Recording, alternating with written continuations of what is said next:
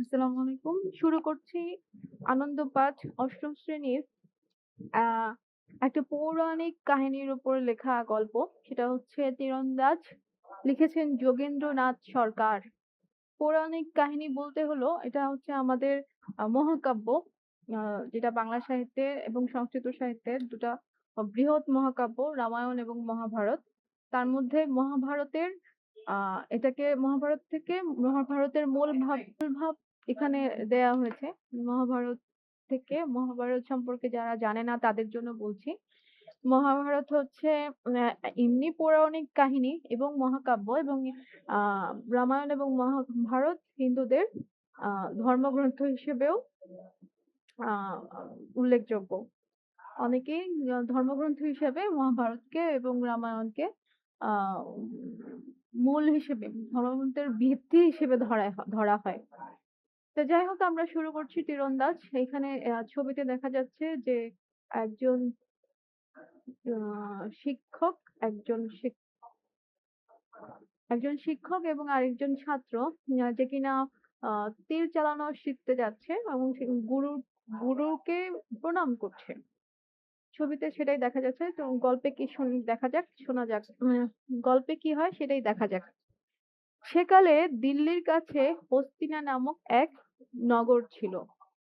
দিল্লি যেটা হচ্ছে এখন ভারতে আছে, সেরকম দিল্লির কাছে একটা ছোট্ট নগর ছিল হস্তিনা। শান্তনু সেই হস্তিনায় রাজত্ব করতেন। সেই হস্তিনার রাজা ছিলেন শান্তনু। একদিন শান্তনু যমুনার তীরে বেড়াইতে গিয়া অপরূপ সুন্দরী একটি কন্যা দেখতে পাইলেন। যমুনার তীরেই কিন্তু দিল্লি। হ্যাঁ? আগ্রার যে দিল্লি যমুনার তীরে সেটা অবস্থিত এবং সে যমুনার তীরে বেড়াতে যাওয়ার পর শান্তনু দেখতে পেলেন একটা অপরূপ সুন্দরী কন্যা বা মেয়ে। এই কন্যার নাম হচ্ছে সত্যবতী। শিশুকাল হইতে এক ধীবর তাহাকে পালন করিয়াছিল। ধীবর মানে হচ্ছে মাঝি জেলে। ধীবর মানে হচ্ছে জেলে। এক জেলের ঘরে সত্যবতী বড় হয়েছে। রাজা ধীবরের কাছে গিয়ে তাহার পালিত কন্যাটিকে বিবাহ করতে চাইলেন। আর সে রাজা যেহেতু মেয়েটাকে পছন্দ হয়েছে সেজন্য সেই জেলের কাছে গিয়ে মেয়ে তার জেলের যে পালিত কন্যা মানে যে মেয়েটাকে সে এতদিন লালন পালন করে এসছে সে মেয়েটাকে বিয়ে করতে চেয়েছিল। এখন মা যে জেলে ধীবর, ধীবর বলিল, মহারাজ আপনার দেবব্রতর মতো সোনার চাঁদ ছেলে থাকিতে সত্যবতীর ছেলের রাজত্ব পাইবার কোনো সম্ভাবনা নাই। আচ্ছা, রাজা অলরেডি ম্যারিড ছিল, বিবাহিত ছিলেন, তার অলরেডি একটা ছেলে ছিল, রাজপুত্রও ছিল। সেজন্য সেই জেলে বা ধীবর বলছে যে, আপনার তো অলরেডি ছেলে আছে। আমার মেয়েকে যদি আপনি বিয়ে করেন, তার কাছ থেকে যদি ছেলে হয় বা তার কাছ থেকে যে সন্তান থাকবে, সেই সন্তানের তো আপনার সম্পত্তি পাওয়ার কোনো সম্ভাবনা নাই। কারণ আপনার অলরেডি সম্পত্তির ওয়ারিশ আছে। তাহলে কেন আমি আপনার কাছে আমার মেয়ে বিয়ে দেব? কাজেই এই বিবাহে আমি মত দিতে পারি না। মেয়ের বাবা আ রাজি হয় নাই। মানে সত্যবতীর বাবা রাজি হন নাই। দেবব্রত একদিন ধীবরের কাছে গিয়া বলিলেন, দেবব্রত হচ্ছে এই শান্তনুর ছেলে। যেই রাজপুত্রের কথা মনে করে ধীবর তার মেয়েকে বিয়ে দিতে চান নাই, দেবব্রত সেই রাজপুত্র এক সেই রাজপুত্র নিজে তার বাবার হয়ে তার বাবার বিয়ের প্রপোজাল নিয়ে সেই জেলের কাছে ধীবরের কাছে গিয়ে বললেন, "আমার পিতার সহিত আপনার কন্যার বিবাহ দিন। আমার বাবার সাথে আপনার মেয়ের বিয়ে দেন।" নিজের বাবার বিয়ের প্রস্তাব নিয়ে গিয়েছিল। ভবিষ্যতে তাহার পুত্রই রাজা হবেন। মানে সে নিজেকে স্যাক্রিফাইস করে বলছে যে, "আমি রাজা হব না। সত্যবতীর যদি পুত্র হয়, সেই পুত্রই রাজা হবে। এবং প্রতিজ্ঞা করিতেছি, আমি কখনো সিংহাসন দাবি করব না।" সেটা দেবব্রত নিজেই বলছে যে, "আমি কখনোই সিংহাসন মানে আমি নিজে কখনো সিংহাসন চাইবো না। সম্পত্তির ভাগও চাইবো না।" এরকম কিছু একটা। তো সে জেলে বলল, "ঠিক আছে কুমার।" কুমার মানে রাজকুমার আরকি। "কুমার এ প্রতিজ্ঞা আপনারই যোগ্য বটে। ঠিক আছে আপনার প্রতিজ্ঞা ঠিক আছে। কিন্তু আপনি সিংহাসন দাবি না করেন, কিন্তু আপনার ছেলেমেয়ে তো দাবি করতে পারে। তখন কি হবে? এইজন্য মানে কিন্তু সিংহাসন লইয়া পরে আপনার পুত্রেরা যে গোলযোগ করিবেন না, তাহার নিশ্চয়তাই কি? এটাও একটা চিন্তার বিষয় যে ঠিক আছে ছেলে চাইলো না। কিন্তু ছেলের ঘরে যে নাতি-পুতি হবে, ছেলের ঘরে যে ছেলে-মেয়ে হবে সেগুলো তারা তো চাইতে পারে। তারা এটা নিয়ে তো অনেক ঝামেলা হতে পারে। সেজন্য ধীবর বলছে তখন আমার এই চিন্তা করে আমি আমার মেয়ে বিয়ে দিব না। তখন দেবব্রত বলছে, শান্তনুর ছেলে বলছে, "আচ্ছা, আমি প্রতিজ্ঞা করিতেছি যে আমিও বিবাহ করিব না।" তো বিয়ে না করলে তো আর সন্তানের কোনো ঝামেলা হবে না। সেজন্য দেবব্রত বলছে, "আমি তাহলে এটাই যদি আপনার প্রবলেম হয়, আমি প্রতিজ্ঞা করছি আমি বিয়ে করব না। আমার সন্তানের কোনো ঝামেলাও থাকবে না। মোট কথা হচ্ছে সিংহাসনের দাবিদার আর কেউ থাকবে না।" দেবব্রতের এই ভীষণ প্রতিজ্ঞার জন্যই তার নাম হলো ভীষ্ম। ভীষণ প্রতিজ্ঞা, ভীষণ থেকেই ভীষ্ম। এই যে এই যে ২ টা ভীষণ প্রতিজ্ঞা করল, সেই থেকেই তার নাম হয়ে গেল ভীষ্ম। ভীষ্ম কিন্তু মহাভারতের অত্যন্ত একটা বড় চরিত্র। আমরা সামনে দেখতে পাবো। কিংবা যারা মহাভারত সম্পর্কে জানে তারাও ভীষ্মের নাম অবশ্যই জানবে। এটা হচ্ছে মহাভারতের পিছনের ঘটনা। শান্তনু, সত্যবতী, দেবব্রত এটা হচ্ছে মহাভারতের পেছনের ঘটনা। এবার হচ্ছে মহাসমারোহে রাজা শান্তনু আর সত্যবতী ধীবরের কন্যা সত্যবতীর বিয়ে হয়ে গেল। তারপর তাদের ঘরে চিত্রাঙ্গদ এবং বিচিত্র বীর্য নামে ২ পুত্র হলো। ভীষ্ম রাজ্যের সকল অধিকার ত্যাগ করিয়াও রাজকার্যের সমস্ত ভার আনন্দের সহিত বহন করিতে লাগলেন। ভীষ্ম কিন্তু রাজপুত্র। কিন্তু রাজপুত্র হয়েও রাজকর্মচারীর মতো সকল কাজ করছে কিন্তু তার কোনো দাবি নাই। দাবি ছাড়া তিনি সব কাজ করে যাচ্ছেন। বিচিত্রবীর্য বড় হইলে অম্বিকা ও অম্বালিকার সহিত তার বিবাহ হয়। আচ্ছা ২ ভাই ছিল চিত্রাঙ্গদ এবং বিচিত্রবীর্য। বিচিত্রবীর্য বিয়ে হয় ২ বোনের সাথে। একজনের নাম অম্বিকা, একজন হচ্ছে অম্বালিকা। এই ২ বোনের ঘরেই ২ টা পুত্র হয়। অম্বিকার ঘরে একটা পুত্র হয়, অম্বালিকার ঘরেও একটি পুত্র হয়। অম্বিকার পুত্রের নাম হলো ধৃতরাষ্ট্র। হ্যাঁ? আর উনি ছিলেন জন্মান্ধ, জন্ম থেকে অন্ধ। আর অম্বালিকার পুত্রের নাম হচ্ছে পাণ্ডু। যেহেতু ধৃতরাষ্ট্র অন্ধ আর সিংহাসন চালানোর জন্য বা রাজ্য চালানোর জন্য একজন সক্ষম মানুষ প্রয়োজন। অন্ধ মানুষ তো বুঝতে পারবে না কিভাবে সিংহাসন চালাতে হয় বা কিভাবে বিচার কার্য করতে হয়। তারপরে রাজস্ব কিভাবে আদায় করতে হয়। সে বিষয়গুলো তো অন্ধ মানুষের পক্ষে একটু কষ্টকর। সেজন্য রাজা হলেন কে? পাণ্ডু। যেহেতু অন্ধ ছিলেন, ধৃতরাষ্ট্র পিতার মৃত্যুর পর রাজা হইতে পারিলেন না। দেশের লোক পাণ্ডুকেই সিংহাসনে বসাইল। ইহাতে ধৃতরাষ্ট্র খুবই দুঃখিত হইলেন। মানে এই যে রাজা হতে পারলেন না, সেজন্য তার খুবই কষ্ট হলো। পাণ্ডুর বড় ছেলের নাম যুধিষ্ঠির। পাণ্ডুর আবার ৫ ছেলে। এজন্য ওদেরকে পঞ্চপাণ্ডব বলা হয়। বড় ছেলের নাম হচ্ছে যুধিষ্ঠির। তারপরে আছে ভীম, অর্জুন, নকুল এবং সহদেব। নকুল এবং সহদেব যমজ ছেলে। আরো ৪ পুত্র তার নামে তারও আরো ৪ পুত্র ছিল। ধৃতরাষ্ট্রের দুর্যোধন, দুঃশাসন প্রভৃতি ১০০ ছেলে ও দুঃশলা নামে একটি মেয়ে ছিল। তার মানে ধৃতরাষ্ট্রের বাচ্চা হচ্ছে ১০১ টা। ১ম বড় ছেলের নাম হচ্ছে দুর্যোধন, তারপরে ছেলের নাম দুঃশাসন এবং এরকম করতে, করতে আরো ১০০ টা ছেলে আছে আর একটা মেয়ে আছে। পাণ্ডু কুরু বংশের রাজা হইলেও তাহার ছেলেগুলোকে লোকে পাণ্ডব বলিত আর ধৃতরাষ্ট্রের ছেলেদেরকে বলিত কৌরব। এই মহাভারতের যে যুদ্ধ সেটা হয়েছে এই ২ ভাইয়ের ছেলে মেয়েদের মধ্যে। পাণ্ডবের ঘরের পঞ্চপাণ্ডব এবং ধৃতরাষ্ট্রের ঘরের এই কৌরবদের মধ্যেই হচ্ছে মহাভারত হয়েছে। বড় হলে যুধিষ্ঠির হস্তিনার সিংহাসনে বসিবেন। যেহেতু তার বাবা রাজা, যুধিষ্ঠিরের বাবা হচ্ছে পাণ্ডু, পাণ্ডুর রাজা পাণ্ডু, তাহলে তার ছেলেই হবে।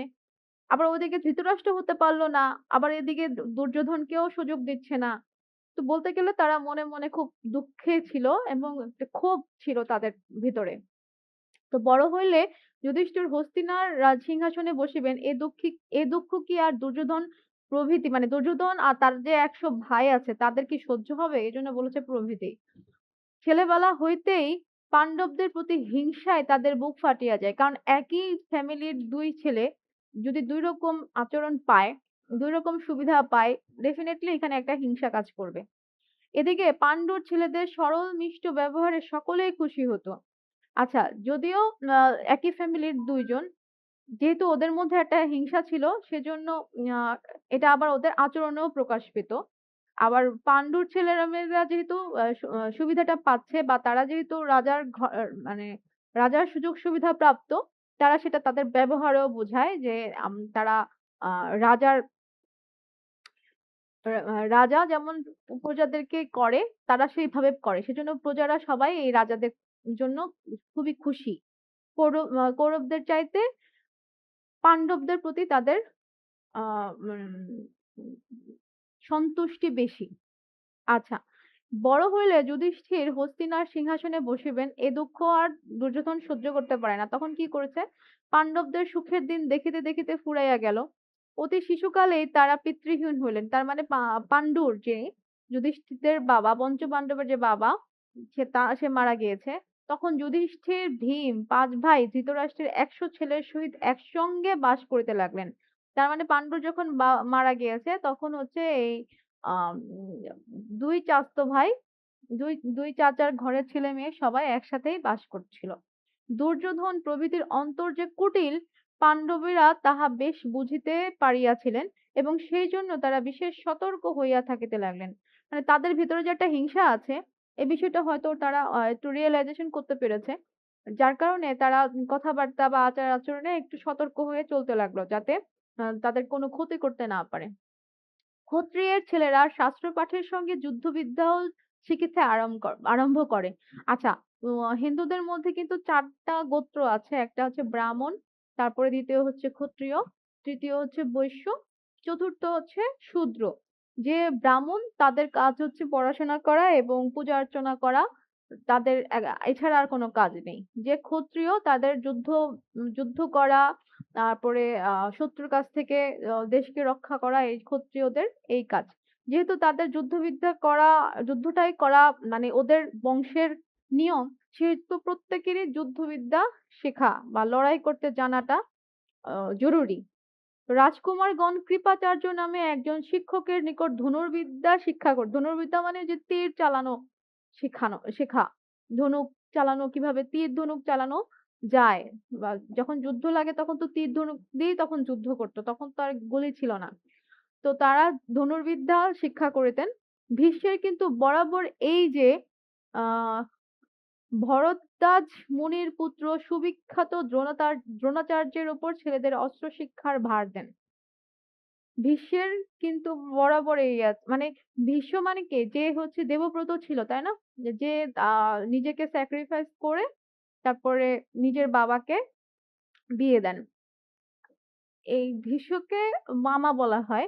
কিন্তু বরাবর ইচ্ছা এই যে ভরদ্বাজ মুনির পুত্র উম দ্রোণাচার্য তখন বিখ্যাত ছিল। আমরা যখন কেউ যখন কোনো আ বিষয়ে দক্ষ হয়, সে সম্পর্কে তখন সবাই জানে যে অমুকে উম ধনুক চালাতে খুব হ হস্ত সিদ্ধ হস্ত কিংবা অমুকে হয়তো খুব ভালো জ্ঞান আছে। তো এরকমই ভীষ্ম জানতো যে দ্রোণাচার্য খুব ভালো অস্ত্র শিক্ষা দিতে পারে। হ্যাঁ? তার মানে নিজেও সে অস্ত্র চালনা ভালো করতে পারে। তো তার ইচ্ছা ছিল তার কাছে সবাইকে মানে শেখাবে। তা ঘটনাক্রমে দ্রোণ নিজেই হস্তিনায় মানে তাদের যে নগরী সেখানে এসে উপস্থিত হইলেন। শহরের বাহিরে পৌঁছিয়াই দ্রোণ দেখিলেন রাজবাড়ির ছেলেরা উৎসাহের সহিত একটি লোহার গোলা লইয়া খেলা করিতেছে। লোহার গোলা বলতে হচ্ছে বলের মতো একটা গোল, সেটা হয়তো লোহার। খেলিতে, খেলিতে গোলাটা হঠাৎ এক কুয়ার মধ্যে পড়িয়া গেল। এখন কুয়ার পানি খেত সবাই, সেজন্য হচ্ছে কুয়ার ভিতর পড়ে গেল। তখন সকলেই উহা উঠাইয়া আনিবার চেষ্টা করিতে লাগিল বটে, কিন্তু কেহই কৃতকার্য হইল না। যেহেতু এটা খুব ভারী, সেজন্য কেউই সেটা আনতে পারছিল না, উঠাতে পারছিল না। আচার্য এই ব্যাপার দেখিয়া হাসিতে হাসিতে বলিলেন, ছি ছি, ক্ষত্রিয়ের ছেলে হইয়া তোমরা এই সামান্য কাজটা পারিলে না? মানে এই দ্রোণাচার্য, দ্রোণ যিনি কিনা শিক্ষক, তিনি এই ব্যাপারটা দেখে হাসতে হাসতে বললেন, ক্ষত্রিয়ের ছেলে তোমরা যেটা শক্তিশালী হওয়ার কথা, ক্ষত্রিয় ছেলে মানেই শক্তিশালী হবে, যুদ্ধতে পারদর্শী হবে। তো তারা যদি এই সামান্য কাজটা পারিলে না, এই দেখো আমি গোলা তুলিয়া দিতেছি। এই বলিয়া তিনি একটা স্বর লইয়া ওই গোলাতে বিদ্ধ করলেন। কি করলো? একটা তীর নিয়ে সে গোলার ভিতরে দিল, তখন কি হলো? ওই বলটার ভিতরে আটকে গেল।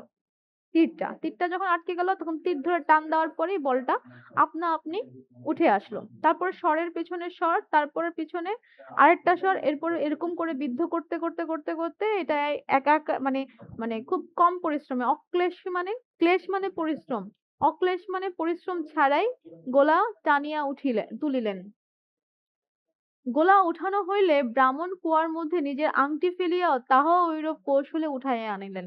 যখন বলটা মানে লোহার যে বলটা সেটা যখন উঠানো শেষ, তখন সেই দ্রোণ, দ্রোণ হচ্ছে ব্রাহ্মণ, যেহেতু উনি শিক্ষা দেন, তো ওই দ্রোণ তখন নিজের একটা আংটি ফেলে দিয়ে কুয়ার মধ্যে, দেখো আমি কিভাবে উঠাই, দেখানোর জন্য উনি ফেলে দিলেন।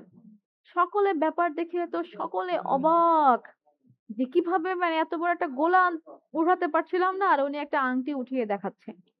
দেখিতে দেখিতে এ খবর চারদিকে ছড়াইয়া পড়িল। ব্রাহ্মণের আশ্চর্য শক্তির কথা শুনিয়া ভীষ্মের বুঝিতে বাকি রহিল না যে স্বয়ং দ্রোণাচার্য আসিয়াছেন।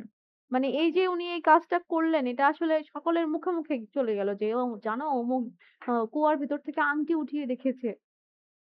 তার এটা সবাই শুনে শুনে সবাই অবাক হচ্ছিল, এবং তার কথা যে কে সে জানার জন্য সবাই খুব উদগ্রীব ছিল। তখন সেটা শুনতে পেল ভীষ্ম, তখন তিনি বুঝতে পেরেছেন এটা হচ্ছে আর কেউ না, এটা হচ্ছে দ্রোণাচার্য। কেননা এ কাজ আর কাহারও দ্বারা সম্ভব হইতে পারে না।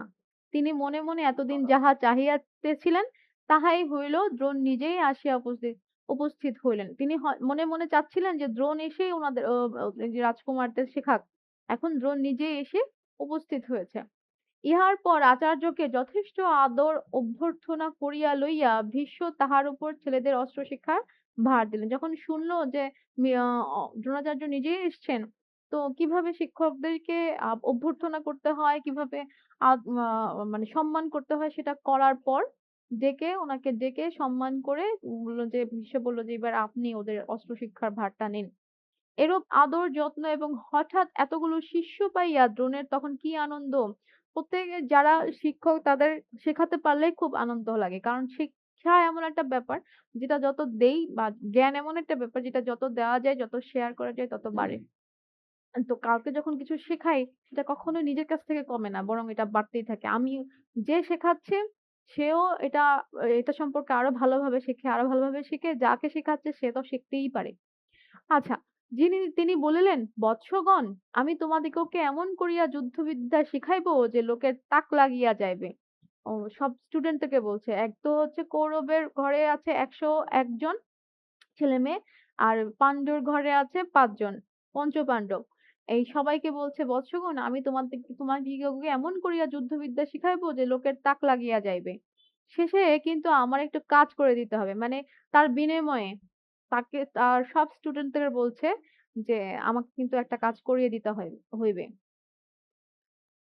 আচার্যের কথা শুনিয়া আর সকলেই চুপ করিয়া রহিলেন। কেবল অর্জুন বলিলেন, বলুন কি করতে হইবে?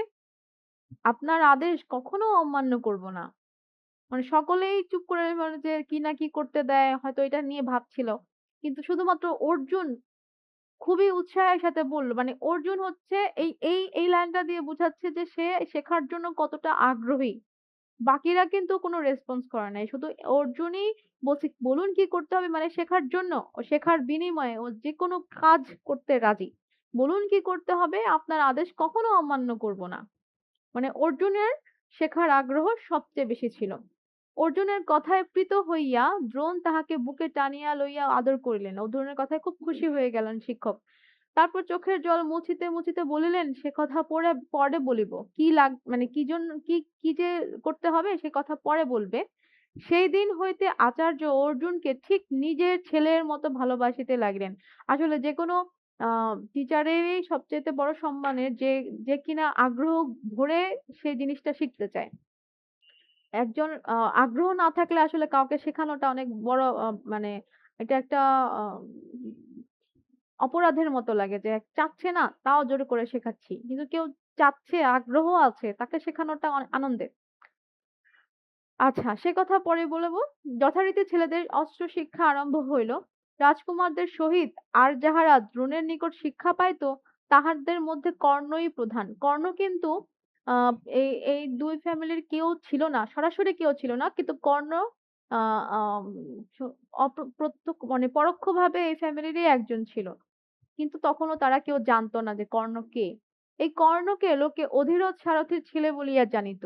কিন্তু বাস্তবিক সে যুধিষ্ঠিরের সহোদর কুন্তীর জ্যেষ্ঠ পুত্র। যুধিষ্ঠিরের মানে যুধিষ্ঠিরের যে মা, যিনি মা, তার যুধিষ্ঠিরের যিনি মা তার আ তার সাথে সূর্য দেবতার সূর্য দেবতার সাথে এই কর্ণ কর্ণ হচ্ছে জন্ম হয়। সূর্য দেবতার আশীর্বাদে কর্ণ জন্ম হয়। সে যাই হোক অনেক বড় ঘটনা, অনেক বড় কাহিনী। কুন্তির জ্যেষ্ঠ পুত্র আর যুধিষ্ঠিরের তাহলে ভাই। কর্ণের জন্মের পর কিন্তু যদিও সেটা হচ্ছে তাহলে পাণ্ডুর ঘরের পাণ্ডুর বংশের হয় কর্ণ। কিন্তু যেহেতু তার পরিচয় ছিল না, যেহেতু সে তার পরিচয় জানতও না কিংবা জানলেও ওরা কর্ণকে আপন করে নেয় নাই, সেজন্য কর্ণ কৌরবের পক্ষ থেকে যুদ্ধ করেছে। এই কর্ণকে লোকে আচ্ছা, কর্ণের জন্মের পর কুন্তী তাহাকে পরিত্যাগ করেন। মানে জন্মের পরে এই বাচ্চাকে সে কখনো স্বীকার করে নাই। কুন্তী যে কর্ণের মা একথা আর কেহই জানিত না। কর্ণ নিজেও এ কথা অনেক কাল পর্যন্ত জানিতে পারে নাই। দ্রোণের শিক্ষাগুণে কয়েক মাসের মধ্যে সকলেরই খুব উন্নতি হইল।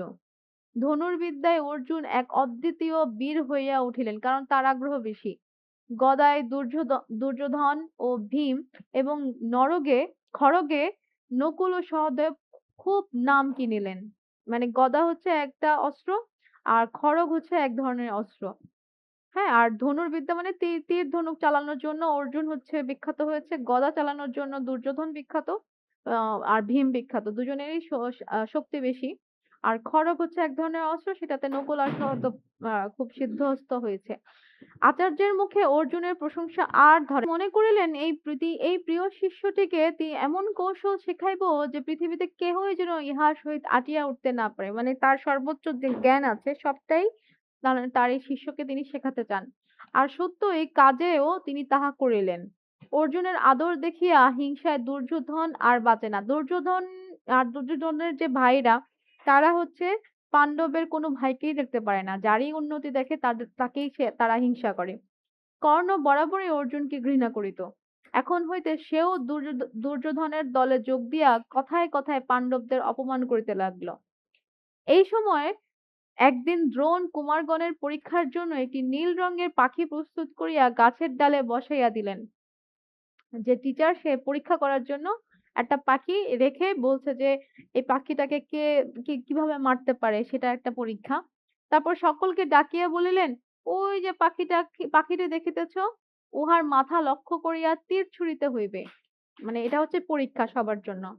মাথাটি কাটিয়া ফেলিতে পারিলে বুঝিব আমার পরিশ্রম, মানে আমি যে এতদিনে শিখালাম সেটা সার্থক হইয়াছে। এই কথায় চারিদিকের উৎসাহের স্রোত বহিতে লাগিল। ক্রমে রাজকুমারগণ তীর ধনুক লইয়া প্রস্তুত হইলেন। মানে সবাই চায় ফার্স্ট হতে, সবাই প্রশংসা চায়। তখন দ্রোণ যুধিষ্ঠিরকে ডাকিয়া জিজ্ঞাসা করিলেন, বলো বলো দেখি তুমি কি দেখিতেছ? সে ধনুক নিয়ে তারপর জিজ্ঞেস করলেন, তুমি কি দেখিতেছ? যুধিষ্ঠির বলিলেন, একটা পাখি দেখিতেছি। কারণ তাকে পাখি মারতে বলেছে, তাই সেজন্য সে পাখি দেখিতেছে। দ্রোণ পুনরায় জিজ্ঞাসা করিলেন, আর কি দেখিতেছ? যুধিষ্ঠির বলিলেন, গাছের ডালপালা সবই দেখিতেছি, আপনাদের সকলকে দেখিতেছি। মানে সে তার ২ চোখ দিয়ে যা দেখছে সবগুলোই বলছে। এরূপ উত্তরে দ্রোণ সন্তুষ্ট হইতে পারিলেন না। বলিলেন, না বাবু, এখনো তোমার নজরই ঠিক হয় নাই। ইহার পরে তিনি এক এক করিয়া প্রায় সকলকেই ডাকিলেন। কিন্তু কেহই তার মনের মতো উত্তর দিতে পারিল না। মানে তিনি যা শুনতে চাচ্ছেন সেটা বলতে পারছে না। শেষে অর্জুনকে ডাকিয়া জিজ্ঞাসা করিলেন, বলো, তুমি বলো দেখি কি দেখিতেছ? অর্জুন বলিলেন, আমি শুধু পাখির মাথা দেখিতেছি আর কিছুই না। মানে অর্জুন সে টার্গেটটাই দেখছে, টার্গেটের বাইরে আর কিছুই দেখছে না, ওখানেই ফোকাস করছে। এইবার দ্রোণের মুখ প্রফুল্ল হয়ে উঠল, মানে তার মুখটা খুশি হয়ে, মানে সে এই উত্তরটাই চাচ্ছিল। তিনি বলিলেন, আচ্ছা, মাথাটি কাটো দেখি। আচার্যের মুখের কথা না ফুরাতেই অর্জুনের বাণে পাখির কাটা মাথা মাটিতে লুটাইয়া পড়িল। মানে সে কিন্তু ফোকাস করেই ছিল, জাস্ট আচার্য অর্ডার করেছে, সাথে সাথেই সেই কাজটা করে ফেলেছে। আরেকদিন দ্রোণকে কুমিরে ধরিয়াছিল। হয়তো সাঁতার কাটতে গিয়েছিল, তখন হয়তো কুমির ধরেছিল। তিনি ইচ্ছা করিলেই কুমিরকে মারিতে পারিতেন, কিন্তু তাহা না করিয়া যেন মহাবিপদেই পড়িয়াছেন এরূপ ভান করিয়া চিৎকার করিতে লাগলেন। মানে তিনি দেখতে চাচ্ছিলেন যে কে ওনাকে কিভাবে বাঁচায় বা তিনি যে শিক্ষা দিয়েছেন শিক্ষাটাকে কিভাবে কাজে লাগায়। কুমারেরা ভয়ে একেবারে জড়সড়। কিন্তু অর্জুনের মনে ভয়ের লেশমাত্র নেই। তিনি তখনই কয়েকটা বাণ মারিয়া কুমিরকে খণ্ড খণ্ড করিয়া ফেলিলেন। ইহাতে দ্রোণ যে কিরূপ সন্তুষ্ট হইলেন তাহা আর কি বলিব। তিনি অর্জুনকে আশীর্বাদ করিয়া ব্রহ্মশিরা নামক এক অস্ত্র পুরস্কার দিলেন। যেটা তার জন্য মানে সবচেয়ে ভালো যে অস্ত্রটা সেটাও অর্জুনকে দিলেন। সে অতি ভয়ানক অস্ত্র। তাহার তেজে তাহার তেজে স্বর্গ মর্ত্য কাঁপিয়া ওঠে। মানুষের উপর সে অস্ত্র ছাড়িতে আচার্য কিন্তু অর্জুনকে নিষেধ করিয়া দিলেন। মানে যে যেখানে সেখানে এই অস্ত্রটা ব্যবহার করতে পারবে না। ইহার পরের আরো কিছুদিন চলিয়া গেল। ক্রমে সকলেই এক একজন বীর হইয়া উঠিলেন। এইবার ১০ জনের সাক্ষাতে কুমারদের রণকৌশল প্রদর্শনের সময় উপস্থিত। আগে শুধু দ্রোণ একা ছিল, তারপরে পরীক্ষা নিয়েছে। এবার ১০ জন থাকবে সামনে। তারপর কুমাররা তাদের রণকৌশল বা তারা কতটুকু শিখলো সেগুলা পরীক্ষার মাধ্যমে দিবে। দ্রোণের পরামর্শে অন্ধরাজ প্রকাণ্ড এক রঙ্গভূমি প্রস্তুত করাইলেন। রঙ্গভূমি মানে যুদ্ধর জায়গা, মানে যুদ্ধ যেখানে করে সেটা হচ্ছে রঙ্গভূমি। উহার মাঝখানে খেলিবার স্থান এবং চারিদিকে রাজা রাজরা ও বড় বড় বীরদিগের বসিবার জন্য সুন্দর সুন্দর মঞ্চ। আমরা যে ফুটবল খেলা দেখি আশেপাশে বসার জায়গা থাকে সেরকম। মহিলাগণের জন্য স্বতন্ত্র আসন, আলাদা আলাদা বসার জায়গা করে দিয়েছে মহিলাদের জন্য। বিচিত্র পত্র পুষ্পে নিশান ঝালরে সমুদয় রঙ্গভূমি ঝলমল করিতে লাগলো। আগেই দেশে দেশে ঢোল পিটাইয়া এই সংবাদ ঘোষণা করা হইয়াছিল। পরীক্ষার দিন রঙ্গভূমি একেবারে লোকে লোকারণ্য। মানে আগেই বলা হয়েছিল যে অমুক দিন পরীক্ষা হবে। সবাই তোমরা দেখতে আসো। পরীক্ষার দিন এজন্য সব দূর দূরান্ত থেকে মানুষ আসছে দেখার জন্য যে ওরা কিভাবে পরীক্ষাটা দেয়। কোলাহলে ও বাদ্যের শব্দে সারা দেশ মাতিয়া উঠিল। যথাসময়ে ধৃতরাষ্ট্র এবং ভীষ্ম, কৃপ, বিদুর প্রমুখ সভায় প্রবেশ করলেন। ধৃতরাষ্ট্র হচ্ছে আহ উম কৌরবের মানে কৌরব বংশের যে মাথা সেটা হচ্ছে দুর্যোধনদের বাবা। তারপর মান্য ব্যক্তিগণের অভ্যর্থনা চলিতে লাগিল। ক্রমে মহিলাগণ আসিয়া উপস্থিত হইলেন। শেষে দেশ বিদেশে ছোট বড় কেহই আর আসিতে বাকি থাকিল না। সকলে আপন আপন আসন গ্রহণ করিলে আচার্য দ্রোণ শ্বেত বসন ভূষণে সজ্জিত হইয়া রঙ্গভূমিতে প্রবেশ করলেন। বসন ভূষণ হচ্ছে শ্বেত মানে সাদা, আর বসন মানে সাদা কাপড় বা সাদা হয়তো পাঞ্জাবি বা যাই হোক যেটাই পড়েছে সাদা পড়েছে। তার পরনের কাপড় ছিল সাদা রঙের। সজ্জিত হয়ে রঙ্গভূমিতে প্রবেশ করলেন। এখানে সাদাটা উনি যে নিরপেক্ষ সেটার প্রতীক। অন্য কালার পরেনি, সাদা পড়েছে এইজন্য যে উনি নিরপেক্ষ। কুমারগণ সারি বাঁধিয়া দলে দলে দেখা দিতে আসিলেন। তাহাদের সাজসজ্জা আর অস্ত্রের চাকচিক্যে চারিদিক উজ্জ্বল হইয়া উঠিল। মানে সবাই রেডি হয়ে আসছে যে ওরা লড়াই করবে। জয়ধ্বনি ও বাদ্য কোলাহল থামিলে দুর্যোধন আর ভীম গদা হস্তে অগ্রসর হইলেন। কারণ এই দুজনই হচ্ছে এই গদা নামের যে অস্ত্র সেটাতে পারদর্শী। সেজন্য তারা দুজন এটাতে পরীক্ষা দিবে, লড়াই করবে। তাহাদের চালচলন ও যুদ্ধের কৌশল কি সুন্দর! কিন্তু কিছুক্ষণ খেলিতে খেলিতে উভয়ে এমন উত্তেজিত হইয়া উঠিলেন যে দ্রোণাচার্য ভয় পাইয়া তাহাদিগকে থামাইয়া দিতে বাধ্য হইলেন। মানে সবাই দুজনেই জিততে চাচ্ছে। জিতার একটা নেশা, সেই নেশায় দুজনেই খেলতে খেলতে মানে উত্তেজিত হয়েছে যে কেউ একজন হারবেই। কিন্তু দুজনেই সমান সমান সিদ্ধহস্ত, সমান সমান পারদর্শী। তাহলে কে হারবে? কেউই হারতে চাচ্ছে না। তখন দ্রোণাচার্য ভয় পেয়ে তাদেরকে থামতে বাধ্য করলেন। গদা খেলার পর কুমারগণ দুই দলে বিভক্ত হইয়া নকল যুদ্ধের অভিনয় দেখাইয়া সকলকে চমৎকৃত করিলেন। ওরা যুদ্ধ যেভাবে হয় সেটা তাদেরকে শিক্ষা দিয়েছে যে কিভাবে যুদ্ধ করতে হয়। এখন এই সবাইকে দুই দলে ভাগ করে তাদেরকে দেখাতে হয়েছে কিভাবে যুদ্ধ করে আসলে। শেষে আসিলেন অর্জুন। যেমন বীরের ন্যায় চেহারা, তেমনি তাহার হাতের কায়দা। তিনি অগ্নিবাণে চারিদিকে আগুন জ্বালাইয়া বরুণ বাণে তখনই তাহা আবার নিভাইয়া ফেলিলেন। মানে আহ তীরের মাথায় আগুন দিয়ে সেটা যখন নিক্ষেপ করেছে সেই তীর দিয়ে আবার সে আগুনটা নিভিয়েও ফেলেছে জাদুর মতো। এক বাণে আকাশে বায়ু ও মেঘের সৃষ্টি করিলেন, আরেক বাণে হচ্ছে এক বাণে বিশাল পর্বত গড়িলেন, আবার এক বাণে নিজেই ভূমিতে প্রবেশ করিয়া এক মুহূর্তেই আবার বাহিরে আসলেন। মানে ওই যে সার্কাসে যেমন খেলা দেখায়, গোল, গোল একটা আগুনের ইয়ে করে সেখান থেকে আবার বের হয়। ঐরকম করে উনি সার্কাসের মতো করে উনি সুন্দর করে করেছেন। তাহার বাণে কখনো রৌদ্র, কখনো মেঘ, কখনো বৃষ্টি, যেন বাজিকরের ভেলকি। লোকের চোখে ধাঁধা লাগিয়া গেল। শেষে অর্জুন এক বাণে আপনাকে এমন করিয়া লুকাইলেন যে কেহ আর তাহাকে দেখিতে পাইল না। আশ্চর্য শিক্ষা! মানে অনেক যা, যা শেখার দরকার আর দ্রোণও খুশি হয়ে তার সর্বোচ্চটা শিক্ষা দিয়েছে সেটাই অর্জুন নিজেই দেখিয়েছে। অর্জুনের জয়ধ্বনিতে চারিদিক ভরিয়া উঠিল। তাহলে এই যে ১ম এ যে ছিল সেটা হচ্ছে অর্জুন আর অর্জুনের যে টিচার বা শিক্ষক বা গুরু দ্রোণ তাকেই দেখিয়েছে। এখানে তীরন্দাজ বলতে কিন্তু সবাইকে বোঝায়নি। শুধু অর্জুনকেই হাইলাইট করা হয়েছে। অর্জুনকে হাইলাইট করানো এইটাই বুঝিয়েছে যে যার আগ্রহে বেশি সেই শিখতে পারে বেশি এবং উম গুরু শিক্ষক বলি সে তাকে শেখাতে পারে, তার সর্বোচ্চটা শেখাতে পারে তাকেই যার আগ্রহ আছে। এটাই হচ্ছে এই গল্পের মূল কাহিনী। যদিও মহাভারতের কাহিনী শেষ হয়নি, মহাভারতের কাহিনী অনেক বড়। এটা হচ্ছে এ এক অংশবিশেষ। গল্পাংশটি ছোটদের জন্য লেখা মহাভারতের আদি পর্ব থেকে নেওয়া হয়েছে।